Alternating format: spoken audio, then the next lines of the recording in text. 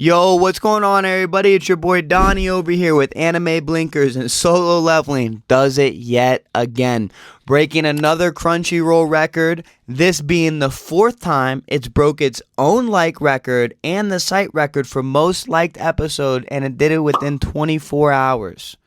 The animation team didn't disappoint us at all. Out of the fights we've seen thus far, this was by far my personal favorite. Arguably the most well animated. They've all been so well animated, but Solo Leveling is overtaking the anime world and even bleeding into normies. It's so big, it's already been greenlit for a live action adaptation. And I even have my normie friends hitting me up asking me if I watched the new episode of Solo Leveling. Like, duh. Sung Jin-woo is single-handedly bringing new fans into anime. I haven't seen anything like this in years. Solo Leveling truly is something special.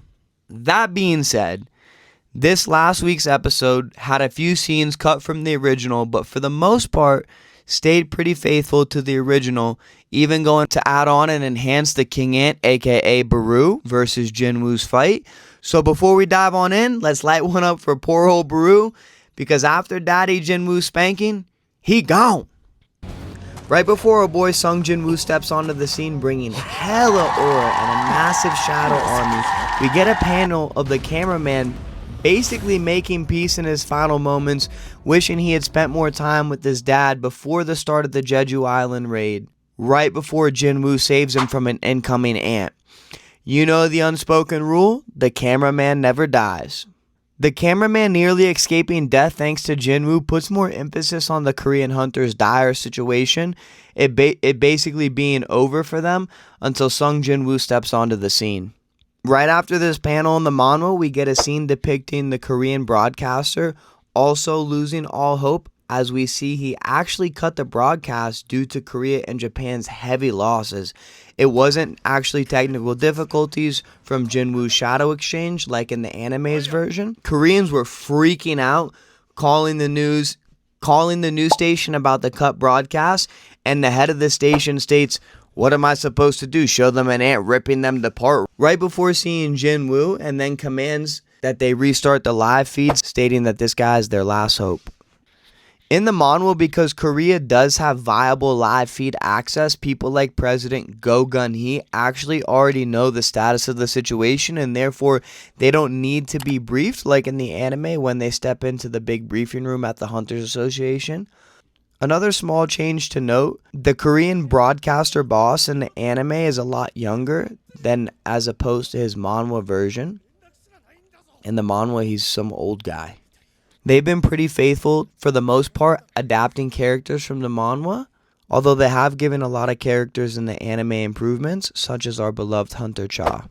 So as everything seems to be fine and under control, now that Superman Jin-woo is here, that is until the Ant King returns after completely one-shotting Japan's strongest hunter. As the broadcast cuts back online, you have everyone's reaction to Jinwoo magically appearing on the scene. You get the gloomy announcement to the world that Hunter Byung-gu-min has been KIA. This is a manhwa only scene, and giving us a little bit more time with Hunter Byung-gu-min, I would have thought that they would have added this to make his death a little bit more impactful. The announcement in the manhwa putting emphasis on his death just puts a lot more impact on how the Korean people are feeling at the time, which is down and out and very gloomy.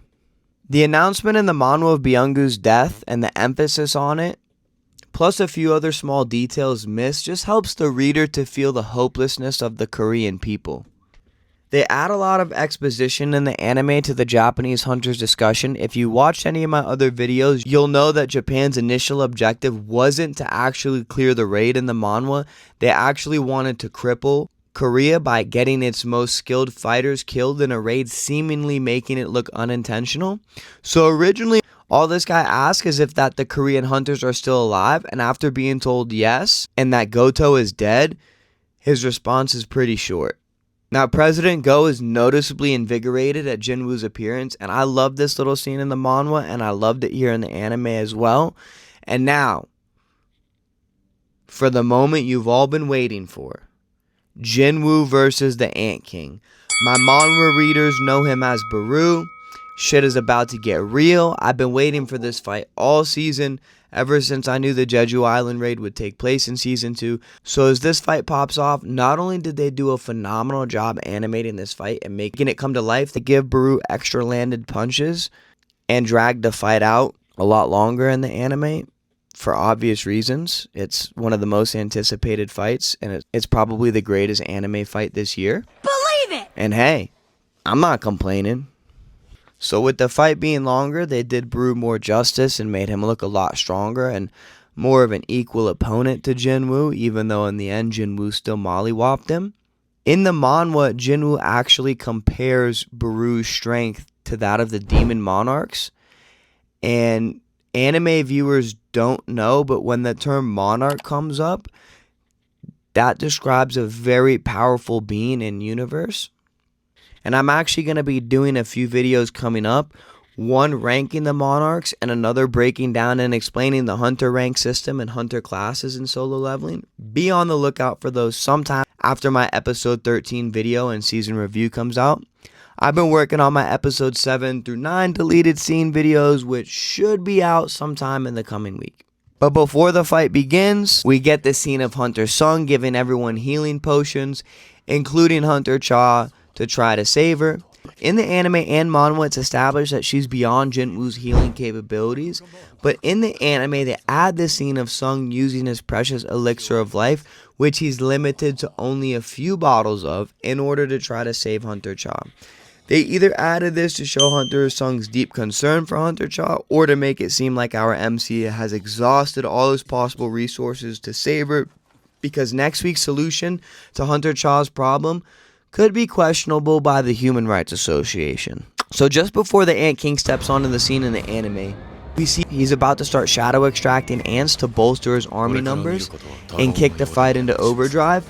We see he is noticeably concerned about the other hunters seeing his shadow extraction skill, but in the manhwa it's a lot different. He originally starts off extracting ants as soon as he enters the scene, and he's not concerned about anybody watching his abilities until what's going to happen in next week's episode, and that's for an entirely different reason. Alright, so back to this peak fight. Baru actually sneaks in one more punch in the beginning in the anime, and Jinwoo cracks his shell almost instantly in the manhwa. The manhwa wraps up the fight pretty quickly, with Jinwoo being the clear victor almost from the start, while the anime makes Baru out to be a lot tougher. The anime drags the fight on longer, which I already told you guys, I loved it. I loved it. This was my favorite fight all year. Probably one of my favorite anime fights ever. It's definitely at least in the top 10 for sure. It's an iconic fight for the series and an anime in general. The anime also giving Baru his moment where he's about to finish Jinwoo before Jinwoo upgrades his finishing move to mutilation, completely wiping Baru off the map. In the manhwa, he never has the upper hand in the ending moment. He's basically pissing himself since the first 3 minutes of the fight. And in case anyone was wondering, because it really wasn't elaborated on in the episode, Baru is able to absorb his defeated enemy's power by consuming them. So after chomping off the head of Byung-gu Min, he gained the ability to heal, but obviously it wasn't enough to stop him from losing to our boy Sung Jinwoo. There's another small exposition that gets cut out from this fight, that being Baru's thoughts in this moment. The manhwa explains to us that his strength is his speed, and he shrinks his size in this moment to try to be able to go up against Sung Jinwoo.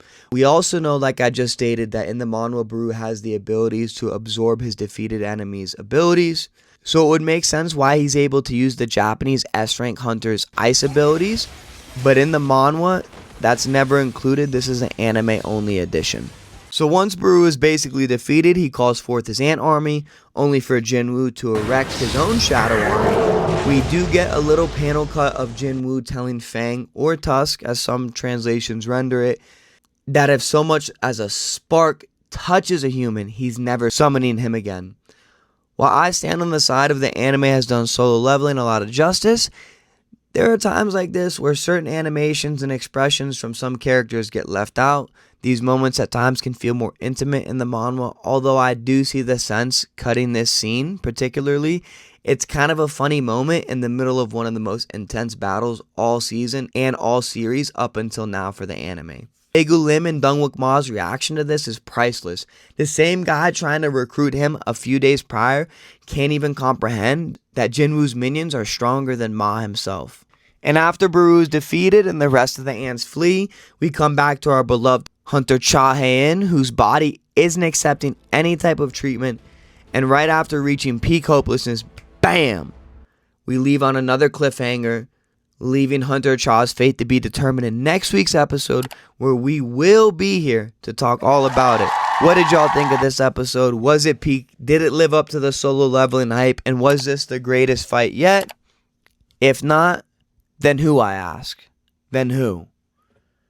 And that's all she wrote, folks. Everybody have a blessed day. Peace.